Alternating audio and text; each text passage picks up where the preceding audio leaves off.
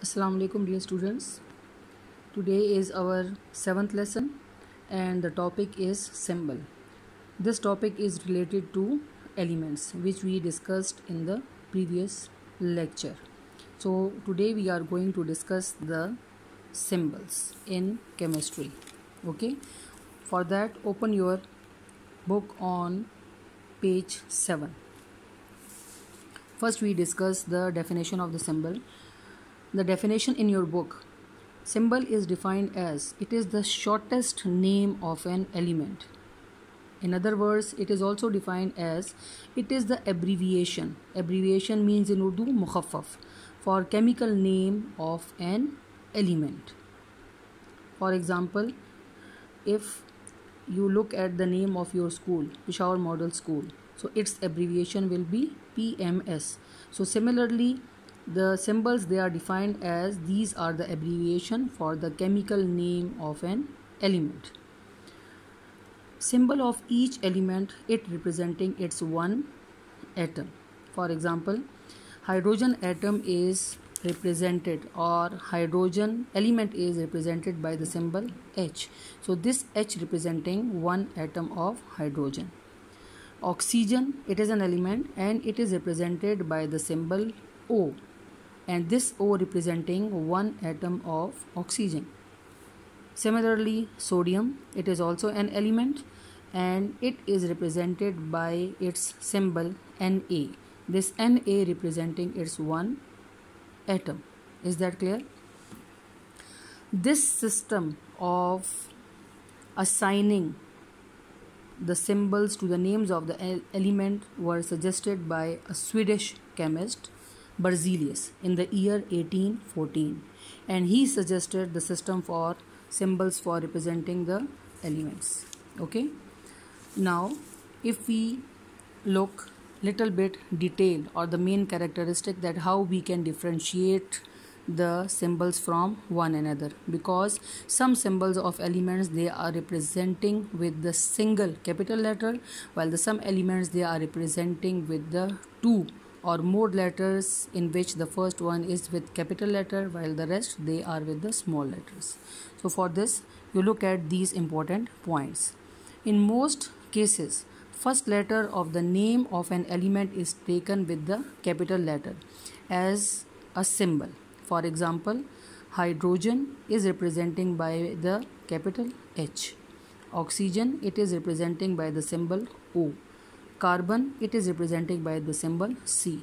Here you can see that these elements are represented by single capital letter. Okay. In some cases where the first letter has already been used, then the initial means the first letter in capital together with small any other letter from its name are used. This point actually explaining that one or more elements are starting with the same capital letter. So for differentiation, if one letter is already used, then for the second the small letter is used with the first one capital letter. Here you can look at the example. For example, calcium. So here you can see that carbon is also started with the letter C. Calcium is also started with the letter C. So how we can differentiate between the carbon atom and calcium atom? So carbon is representing by the single C, while the calcium it is representing by the symbol Ca. Is that clear to you? Then another example is of copper. Copper is again started with the letter C, but how we can differentiate the symbol of copper from calcium and carbon? So here the copper is representing by the symbol Cu. Similarly, here you can see another example, that is beryllium. So beryllium is represented by the symbol Be, while if you look at the symbol of boron, so boron element is representing by the symbol capital B only. Is that clear to you? So this is the system of representing the elements by means of their different symbols. Okay, now you look at the table which is mentioned in your book. Here you can see the names of elements with their symbols. The element boron is representing by the symbol capital B, the carbon representing with the symbol capital C, fluorine represented by capital F, hydrogen representing by capital H, oxygen representing by capital O, nitrogen representing by capital N, sulfur representing by the symbol capital S, aluminium representing by the symbol Al, in which the A is the capital letter while L it is the small letter. Calcium it is representing by the symbol Ca. Similarly, magnesium it is representing by the symbol Mg. So keep in mind that symbols of the element should be written properly whenever you write in your notebook. Is that clear? Now turn out your page and look at page 8 of your book. Here another table is mentioned.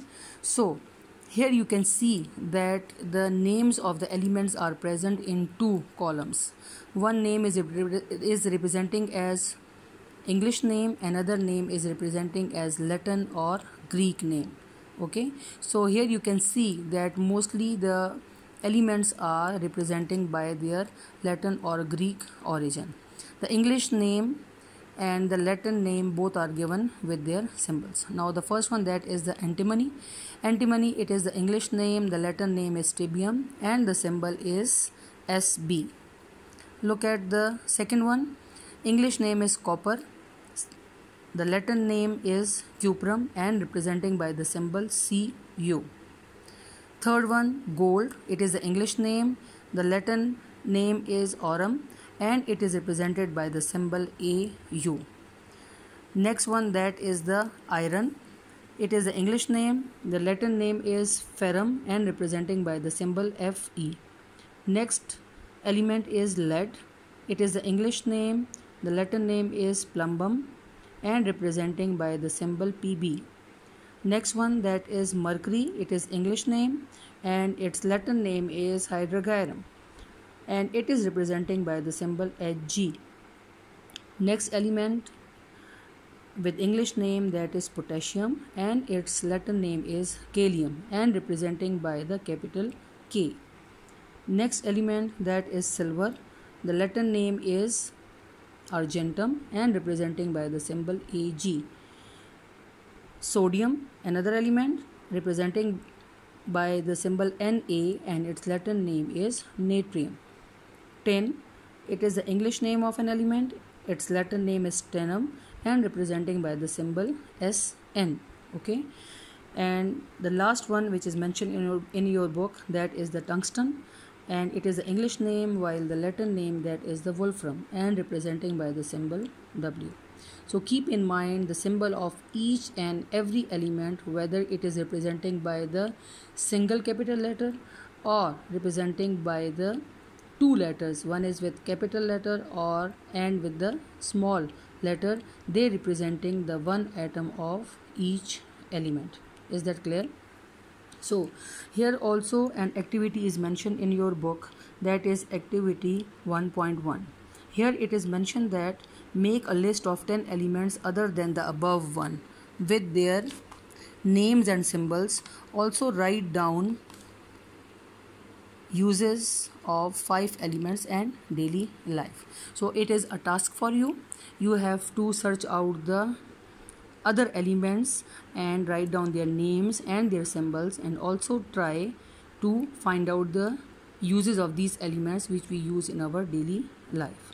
So this is all about the topic symbol and their representation. I hope so the topic is clear to you. Okay, and these symbols for learning, they need practice. If you practice them by writing, then you can easily learn the symbols of these elements.